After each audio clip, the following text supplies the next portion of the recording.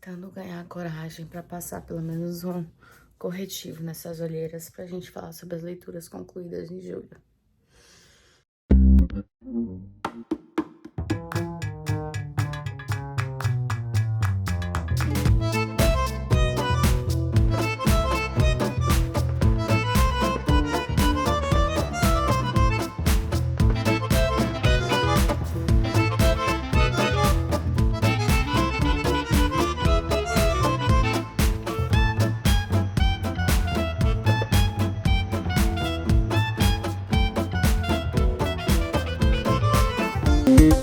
Bem, vamos lá. Vai ser desse jeito mesmo, mais intimista, vocês estando aqui junto comigo na minha casa que eu vou fazer esse vídeo. Então, eu tô de cabelo molhado, acabei de chegar no hospital, o Luquinhas tá dormindo, meu marido ainda não chegou. Aí eu falei, pronto, melhor momento pra eu sentar ali e conversar sobre as leituras concluídas nesse mês, que teve algumas estreias importantes pra mim, em que eu estou ansiosa para compartilhar com vocês. Esses dias tem sido bem difícil manter, como é que eu posso dizer, viva as redes sociais, né? Seja aqui, seja a rede social vizinha. Eu tenho tido um pouco mais de dificuldade de fazer tudo isso, porque eu ando bem cansada. Eu tô bem de saúde, mas eu estou resolvendo algumas questões que implicam em relação à saúde. Eu não tô tendo energia, eu não tô tendo disposição. Tenho ficado bem exausta, digamos assim, de um monte de coisa a resolver. O universo, assim, mas as leituras andam sempre comigo. E vocês vão ver que eu acho que eu voltei para uma, como é que eu posso dizer? Uma frequência normal de livros lidos no mês. Não tive férias, foi bem complexo e bem cheio de trabalho. E trabalho extra também do hospital. Eu participei de 2 eventos em que eu palestrei nesses eventos. Então, isso tomou meu tempo também. E fora que tem as coisas da pós-graduação, matérias que eu tinha que concluir. Eu tive que concluir umas 3 matérias esse mês. Então, assim, as leituras realmente aconteceram, porque elas sempre acontecem. Eu dedico realmente tempo, excluo outras atividades da minha vida para poder, sim, contemplá-las, né? Então, vamos falar sobre os livros. Eu acho que eu vou tentar falar da ordem que eu... Não sei bem a ordem que eu li. Mas eu vou começar com Finalmente Eu Li Chesterton.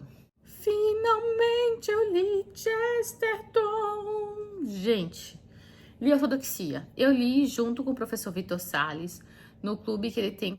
Eu já tinha tentado ler esse livro antes, há um tempo atrás, e não tinha funcionado pra mim. Eu tinha chegado até o capítulo 3, mais ou menos. Tava lendo até numa outra edição, uma capa roxinha, sabe? E não estava funcionando, eu não estava conseguindo entrar na leitura. E eu já tinha tentado começar a ler após minha conversão, né? Aqui, o Chesterton, quando ele escreveu esse livro, ele ainda não era convertido para católico, mas ele estava realmente entrando nessa fase em, como é que eu posso dizer? Sua filosofia, discutir essa teologia. E ele tinha acabado de sair do livro Hereges, tinham vários questionamentos de críticos em relação a isso. Ele resolveu responder alguns desses críticos com esse livro. Para contrapor a heterodoxia do mundo, ele resolveu falar da ortodoxia.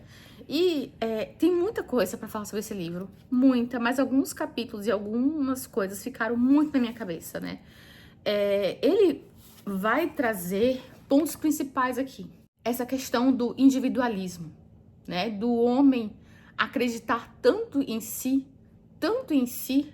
do que acreditar em instituições ou do que acreditar em pessoas que têm maior conhecimento, mas acreditar tanto em si, por tanta fé em si, que ele vira um lunático, né? Ele perde até a racionalidade dessa tanta fé em si mesmo.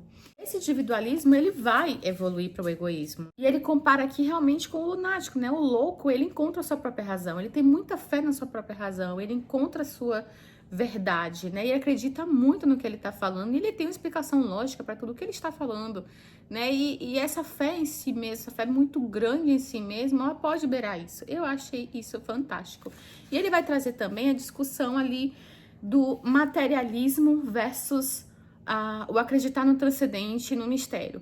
Como a gente tem perdido aquele olhar infantil, de esquecer os contos de fadas, né? Ele fala assim que um adulto se espantaria se visse um dragão, mas uma criança se espanta com o mistério de ter uma janela. Esse olhar que se emociona, que se surpreende com o mais banal do mundo. A gente perdeu esse tato. A gente acha tudo muito automático, tudo muito... A gente não questiona por quê. Por que existe minha vida? Por que respiro? Por que meu filho sorri pra mim? Sabe essas coisas que são tão banais do dia a dia que a gente esquece de se encantar com elas? E traz também essa questão do racionalismo versus livre-arbítrio. A gente acredita muito que a vida é regida por leis e que a gente pode prever tudo exatamente como vai acontecer, né? E o livre-arbítrio tá para mostrar que a gente não tem como prever todas as possibilidades, que a gente não tem como dizer exatamente como será o comportamento, a evolução das coisas, tudo certinho, porque existe o livre-arbítrio. O livre-arbítrio te dá opções do que você quer fazer. E isso transforma esse cálculo, a resposta final de algo impossível de você realmente definir. A modéstia moveu-se do órgão da ambição e foi instalar-se no órgão da convicção, lugar que nunca lhe coube. O que se quer é um homem que duvide de si mesmo e nunca da verdade. O que ocorreu foi exatamente o inverso. Hoje em dia, a parte de um homem que se afirma é sua parte que jamais deveria ser afirmada, ele próprio. A parte de que ele duvida é precisamente a parte que não deveria jamais duvidar, a razão divina. Só que ele não vai jogar isso pra você. Ele vai, com o jeito dele, cheio de humor, em caminhos que desafiam o que você pensa que você vai encontrar, vai te mostrar como isso faz muito sentido. Sempre acreditei que o mundo envolvia algum tipo de mágica. Agora passava a sentir que poderia requerer um mago. E isso indicava uma profunda e sempre presente emoção subconsciente, que este nosso mundo tinha um propósito. E se há um propósito, há de haver uma pessoa. Sempre achei que a vida era uma história. E se ela o é, há de haver um contador de histórias. E aí acho que a frase emblemática que todo mundo fala sobre esse livro é porque realmente marca ele, me fez pensar muito, o louco não é o homem que perdeu a razão, mas sim o homem que perdeu tudo, menos a razão. O louco, ele vai encontrar a sua própria razão, né? Isso em todos os sentidos. Ele vai trazer também o simbolismo da cruz, né? Como ela é imutável. Vai discutir sobre a ideia de progresso. Ele traz um questionamento aqui sobre o conservador querer manter tudo como está e isso levar à deteriorização das coisas, porque as coisas não são renovadas, mas não é bem assim. O conservador, ele quer manter as coisas que prestam e isso pode querer dizer renová-las para que elas se sustentem e se mantenham. E isso foi uma das coisas que eu discordei. E até na aula do professor Vitor, ele fala que é um conceito errado, né? Que o Chesterton traz sobre o que seria o conservadorismo. Enfim, gente, muito, muito, muito bom. Mas não é um livro fácil. É um livro que, se eu não estivesse com o professor Vitor Salles, eu leria sim, mas acho que eu não absorveria metade do que eu li. Eu acho que é um livro que requer assim, umas 20 releituras. Que cada vez você vai tirar mais coisas dele. Gente, cada capítulo, eu poderia fazer um vídeo de cada capítulo. Não, eu não vou fazer isso, que eu não estou com tempo, não faço isso comigo. Mas daria facilmente para fazer. Mas o professor Vitor, acho que deixou essa aula dele na internet. Se eu achar, vou colocar aqui embaixo, porque vale muito a pena. Pois bem, eu conheci um autor novo, que foi o Camilo Castelo Branco, lá no nosso clube Inges Liber, que a gente está lendo a edição do Amor. A gente leu Amor de Perdição. O Camilo Castelo Branco é um autor português do ultrarromantismo. E esse livro, vamos dizer que marcou essa geração ultrarromântica. Então, a gente veio na leitura lá do clube de Romeu e Julieta, Sofrimento de Jovem Werther. A gente veio na entoada de livros bem românticos, histórias bem românticas. E aí, a gente chega aqui no ápice desse ultrarromantismo. E a gente vai conhecer 3 personagens importantes. O Simão, que se apaixona pela Teresa, e eles têm, por uma rixa de família, essa impossibilidade de concluir esse amor. Então vai existir aquela história de convento, do vilão que quer pegar esse amor pra ele, e rixas, morte, muita morte. Ele tem um jeito de escrever que a gente... Aqui é português de Portugal e antigo. Então, tem algumas palavras que você vai ficar meio perdido, você vai ter que procurar algumas coisas no dicionário. Isso faz parte da leitura e pode te agregar no teu vocabulário, em tudo, enfim. Mas ele tem um jeito de escrever com uma ironia fina e que lembra muito Machado de Assis. Isso foi uma coisa que todo mundo sentiu lá né? Um jeito de escrever muito bonito mesmo. Porque a história é a história que a gente já conhece, desse casal que não vai dar certo, porque tem um grande impedimento da família, esse amor que fica sempre no idealizado, esse amor que se promete se encontrar no transcendente, porque só no transcendente vai ser possível realizar, porque no carnal aqui e tal, né, é impossível, porque forças de homens maléficos ou famílias em guerra impedem que isso aconteça. Mas tem uma personagem aqui chamada Mariana, que é uma terceira pessoa que surge nessa história aqui, desse quadrado amoroso, mas faz parte dessa rixa amorosa aqui, que ela é a personificação da mulher anjo, dessa mulher que ama, dessa mulher pura, essa mulher extremamente virtuosa, e essa mulher que é servil, e essa mulher que faz tudo pelo seu objeto amado, tudo possível. E a Mariana não é o alvo de amor do Simão, é a Teresa. E é bem interessante ver até onde isso leva. O grau de abnegação de Mariana de sua própria existência para a existência desse amor que ela sabe que nunca vai ser consumado, porque existe uma outra pessoa que seu objeto amado ama. E ela sim tenta aceitar. E ver como ele fez isso foi muito interessante. Muito interessante. Mariana é uma personagem a ser estudada e que vai nos revoltar muito, né? Acho que nós, mulheres modernas, ao ler esse livro e ver o grau de abnegação dela, a gente vai se sentir desconfortável, mas faz parte dessa ideia ultrarromântica. Esse estereótipo dessa mulher, desse anjo de candura, né? Faz parte desse movimento e é importante a gente conhecer.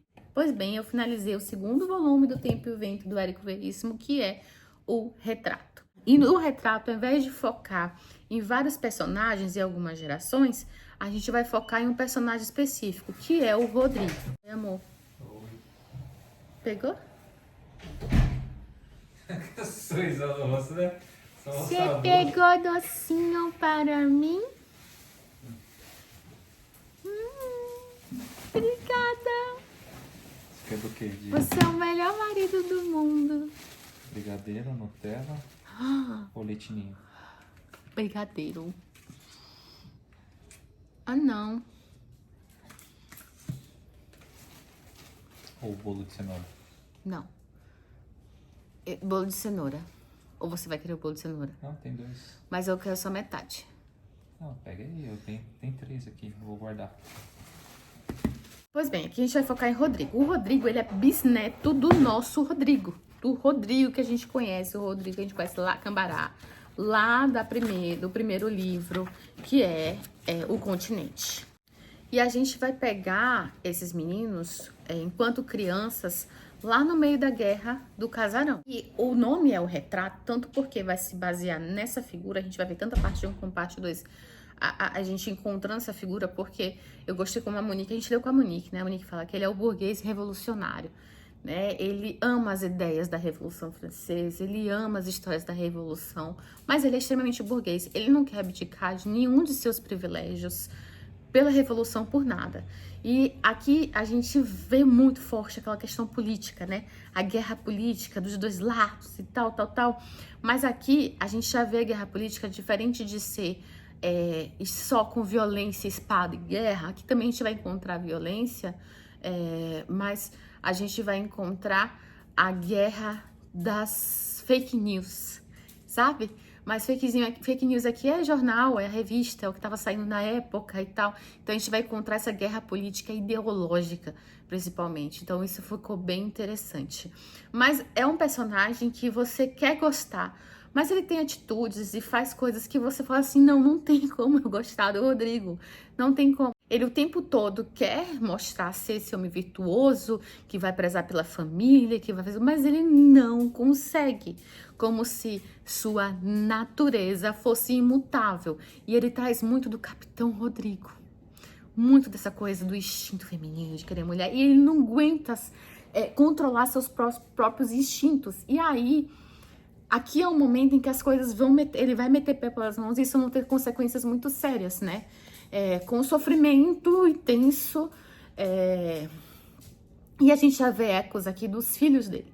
Ele vai ter 3 filhos que são muito diferentes, 2 homens e uma menina, um que fica mais no campo das ideias, arte, meio no meio, assim, a menina fora de tudo, e um filho extremamente revolucionário, que consegue ser mais revolucionário que o pai e achar que o pai é um grande conservador, sabe?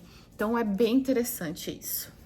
E a surpresa do ano, eu diria que foi Mar Inquieto, do Yukio Mishima. Eu descobri que essa foi uma releitura para mim. Eu li esse livro há muito tempo atrás e eu não consegui, na época, absorver tanto ou me entregar tanta história como eu consegui agora. Tanto que eu achava que eu não tinha lido. Aí, quando eu comecei a ler, veio assim, história na minha cabeça. Eu falei, cara, pronto, já li esse livro, sim. E a gente conheceu um pouquinho sobre a história do Yukio Mishima lá no clube. Essa foi uma leitura do nosso clube em Gesliber, também falando de amor. Mas aqui foi importante. Aqui a gente vai falar de um outro tipo de amor. Foi muito importante conhecer quem era o Yukio Mishima, quais eram os seus ideais, o que ele queria. E aqui a gente vai ter suas obras iniciais. Ele era muito jovem, então ele não tinha chegado àquele extremismo que a gente vai encontrar nele no final. Ele é uma pessoa que foi extremamente ligada ao nacionalismo, ele tentou dar um golpe de Estado, ele acreditava muito que a tradição japonesa era muito importante, não que isso não seja, mas chegava ao extremo desse nacionalismo pesado mesmo. Ele tentou dar um golpe de Estado, ele era um superstar no país, né? Ator, modelo, fisiculturista, ele fez treinamento de samurai e montou uma milícia mesmo, armada para poder invadir, tomar o parlamento, e não conseguiu, e ele cometeu aquele suicídio dos samurais, sabe? De uma forma bem trágica. Não pesquise na internet, porque existe fotos do que aconteceu com ele, tá? Porque isso não faz muito tempo assim, então a gente tem registros de tudo isso. E por ver esse extremismo dele e tudo isso, eu entrei na leitura sem recordar ainda do que eu tinha lido anteriormente, não conseguindo imaginar que ele seria tão delicado, que esse livro seria tão musical, tão ritmado. Até em inglês a gente falou sobre o nome desse livro, né? Porque o nome desse livro em português ficou Mar Inquieto. E em inglês a tradução ficou The Sounds of Waves. Eu não sei em japonês como seria a tradução direta, mas eu gosto de The Sounds of Waves, porque tem um ritmo. The Sounds of Waves, The Sounds of Waves, que parece realmente o caminhar das ondas, o som das ondas. E o tempo todo, quando você lê o livro, você sente esse ritmo, The Sounds of Waves, da onda, do som. O tempo todo está musicado, você sente o gosto de salitre, o gosto de mar, o cheiro de mar, ali de maresia. O tempo todo você sente isso nesse livro. Porque a gente vai estar aqui numa ilha. Uma ilha que tem tradição muito japonesa em relação à roupa, pesca dos homens, o mundo dos homens, que é o mundo da pesca, de ir pro mar, de explorar. O mundo das mulheres, que é aquele mundo mais escondido, o mundo mais fechado, que são das mergulhadoras, de ir pro fundo do mar, né? Caçar polvo, pérolas, enfim. E a gente conhece aqui 2 personagens fantásticos, que é o Shinji, que ele vai se apaixonar pela Hatsuri. É considerado o livro Romeu e Julieta do Oriente. Mas esse amor que surge aqui, ele é muito diferente do amor que a gente estava lendo. A gente veio de Romeu e Julieta, como eu falei, Sofrimento do Jovem Werther, ultrarromantismo, e a gente vem aqui para um amor juvenil, que tem sua idealização, mas que tem muita pureza, muita delicadeza, muito pé no chão e muito centrado no não exagero, do não passar por cima das coisas, do não passar por cima da família, da tradição, do se provar merecedor de algo, né? E ele liga muito disso aqui à tradição japonesa. Porque quando a gente pega qualquer traço de ocidente dentro desse livro, seja representado por personagens mais ocidentalizados, esses personagens são os corrompidos, são os que querem trazer o distúrbio, a desordem, o caos aqui nessa ilha que funciona tudo em muita ordem. Eu só conhecendo o Mishima, que ele tinha essa ideia, você capta essa outra faceta dele, sabe? Mas é tão lindo. O Shinji é um personagem tão nobre, um personagem que a gente se apega de um jeito tão grande, que a gente fica torcendo muito pra não acontecer nada de ruim com ele, nada de ruim com ele, porque ele é tão bondoso.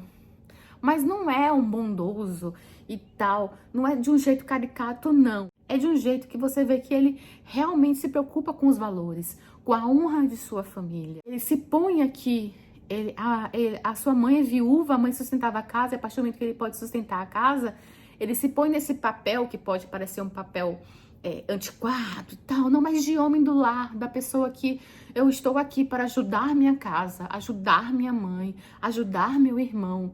Eu estou aqui para chegar em um lugar melhor. Então, esse livro resgatou valores que eu considero extremamente importantes, pelo menos para mim. E fora que é uma poesia. O jeito que ele escreve as coisas. Ai, gente, a descrição do relacionamento desses dois, da Hatsu e do Shinji, tem tanta inocência e pureza,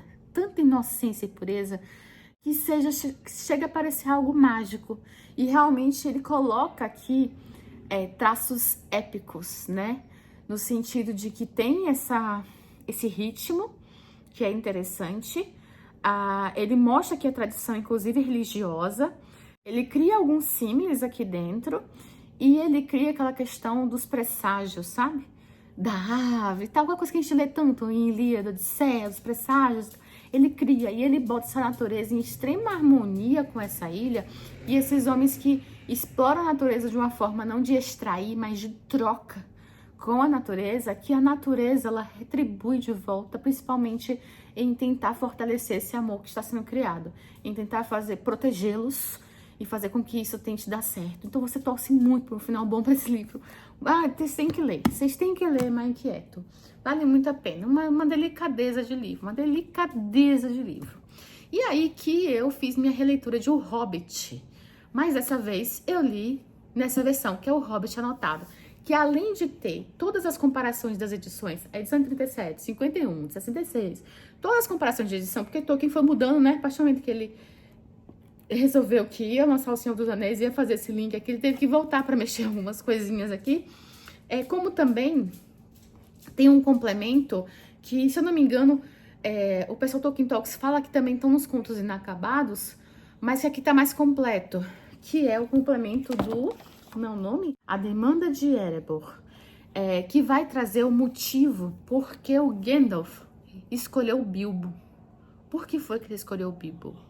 Ele já sabia o que ia acontecer? Foi providência divina? Por que ele resolveu ajudar nessa história aqui, nesse momento? O que ele estava prevendo? Né? Por que ele não foi evitar problemas com o Sauron, que já estava em outros momentos ali, criando maldade, criando tudo? Por que ele resolveu começar por aqui? Por que ele resolveu escolher que Smaug tinha que ser o primeiro a ser derrubado? Como foi surgindo para ele as providências para ele poder organizar isso? Como as coisas se abriram na cabeça dele? Então tem isso também. E eu amo essa história, mas eu acho que dessa vez eu pude mergulhar nela de uma forma muito mais intimista, muito mais completa, de uma forma muito mais detalhada. E eu acompanhei a leitura coletiva do pessoal do Tolkien Talks, que no início começou como Dragão Verde, com o César, que faz parte do Tolkien Talks, depois voltou tudo de volta pro Tolkien Talks. Eu vou deixar o link aqui para vocês. Vale muito a pena vocês acompanharem, porque a profundidade, o conhecimento e os convidados que ele trouxe para fazer essa leitura coletiva são, assim, um negócio que primoroso. Você não vai encontrar em lugar nenhum. Você vai ter reunião aqui com o tradutor de O Hobbit, com o pessoal que preparou todo o visual das edições, né, do Hobbit, com outros tradutores de Tolkien, com especialista com doutorado em Tolkien, sabe? E fora que o César, ele sabe muito, né? Ele tá no Tolkien Talks há quantos anos e há quanto tempo ele estuda e se dedica à fantasia de Tolkien, a toda a Terra-média. Ele sempre fala, no final de cada reunião, ele fala assim, o que representa o Tolkien pra você, né? E eu acho que o Tolkien, pra mim, representa isso, em a gente, por vezes, ter necessidade de se desafiar por coisas que a gente achou que nunca era capaz. E nisso e através desse desafio, a gente chegar a uma nova descoberta de si mesmo. Eu sempre lembro muito do que o Tolstói fala, né, que um dos momentos mais maravilhosos, difíceis da vida de uma pessoa é quando ela chega à sua autodescoberta, né, quando ela descobre seu eu. E isso pode ser algo fantástico ou algo traumatizante. E aqui o Tolkien vai trazer essa descoberta de seu eu, um novo eu, digamos assim, como algo fantástico, literal, porque a gente tá na fantasia, mas fantástico no sentido de maravilhoso, algo engrandecedor. Essa edição, realmente eu acho que vale para quem vai fazer a releitura, ou quem consegue ler só a história e depois partir para os comentários. Porque é assim, ó, só para vocês entenderem. Tá vendo aqui? Aqui no meio é a história. E aqui são, nas laterais, são as notas. Então tem muita nota. E algumas pessoas podem se sentirem atrapalhadas com isso, não gostar disso, ou ficarem confusas com isso. Então, ou é uma releitura, né? Que você vai fazer e ok, como foi o meu caso, ou você foca na história e depois vai voltar lendo as notas, para não se sentir confusos. E tem também uma parte toda de ilustrações, tem várias ilustrações durante o texto, mas tem a parte de ilustrações coloridas, e todas as ilustrações são explicadas. Quem ilustrou, por que ilustrou, Tolkien gostou ou não. Gente, um negócio que tá aqui é assim, fantástico, tá? É um negócio de outro mundo. Olha essa folha de guarda. Eu acho muito lindo. E tem uns mapas aqui também, os mapas explicados, os mapas, nossa, tudo, as runas explicadas. Tem uma parte aqui que é só sobre explicação de runas, ó, sobre as runas. Eu passo sobre explicação das runas. Meu, isso aqui é pra quem realmente quer se especializar. Todos, da onde foi que o Tolkien tirou essa história? Da onde foi que o Tolkien, aí bota o poema da onde Tolkien tirou essa história. Não só a referência como o trecho daquilo ali, ou a história da mitologia nórdica, ou a história, como é daquele autor do Fantastis, ou aquele do Cavaleiro Verde e tal. Ele bota tudo aqui, todas as referências. E os possíveis erros de Tolkien, né? Que ele sai muito escorregadio, sempre ele fala, não foi o Bilbo que errou. Porque, teoricamente, essa história aqui é o Bilbo narrando sua aventura, né? Então, o Tolkien, ele só traduziu pra gente. É assim que ele nos apresenta essa história. Não, só traduzi, mas tudo tá aqui. Se tá errado, é porque o Bilbo esqueceu. A memória dele não tava boa. Então, é muito bom, é muito bom. Olha só, esqueci de falar de Marco Antônio de Júlio César. Fiquei ali tão ansiosa pra pegar logo meu docinho, que eu esqueci de falar. Marco Antônio de Júlio César. Marco Antônio de Shakespeare. Ó a boca de sujo de doce. Marco Antônio de Shakespeare, né? Antônio e Cleópatra de Shakespeare, na verdade. A gente tinha lido Júlio César. E a gente seguiu logo depois na leitura de Antônio e Cleópatra. E foi fantástico, porque aqui é um outro Marco Antônio. A gente pega o Marco Antônio da de Júlio César, inteligente, com uma oratória assim, convincente demais. E a gente pega um Marco Antônio, em Antônio e Cleópatra, que é um homem apaixonado. Um homem apaixonado. E que por isso meio que estagnou. E que por isso meio que abandona seus homens, sabe? E a gente pega aqui uma Cleópatra com frases maravilhosas. E também com essa paixão que você vê que é real. Porque lá em Júlio, quando tem a paixão dela em Júlio César, que não vai aparecer isso na peça Júlio César do Shakespeare, mas aparece no filme, né? E na história a gente sabe que teve. Parecia ser algo meio que eu preciso sobreviver e eu vou me juntar a esse homem aqui, vou dar um filho a ele, porque assim eu garanto minha existência enquanto rainha e dou um descendente a ele. Parecia meio isso. Mas aqui a gente vê uma devoção, um amor realmente, e que leva os dois às últimas consequências. Todo mundo conhece a história dos dois. E foi muito interessante porque a gente também leu e assistiu, a gente leu os dois e assistiu Cleópatra, aquele filme que quase, como é que eu posso dizer, faliu a Fox, com a Elizabeth Taylor. E foi demais, porque a gente pega justamente os acontecimentos que a gente tem ali nas duas peças, sabe? Então foi um excelente complemento mesmo. Óbvio que existe muito de Hollywood no filme, né? E olha, aquele filme tem muito de Hollywood. Mas foi muito bom. Eu esqueci de falar isso, então tive que abrir aqui uma pausa só pra comentar sobre essa peça do Shakespeare que a gente leu. E é isso, gente. Essas foram as leituras que eu fiz esse mês. Tô quase acabando o Oliver Twist, mas não acabei ainda, não vai dar. Não consegui ler nada de mitologia grega esse mês. Nadinha, tô muito triste porque eu tava numa toada boa do teatro grego, mas teve essas questões aí que eu conversei com vocês. E nos vemos nos próximos. Tchau, tchau.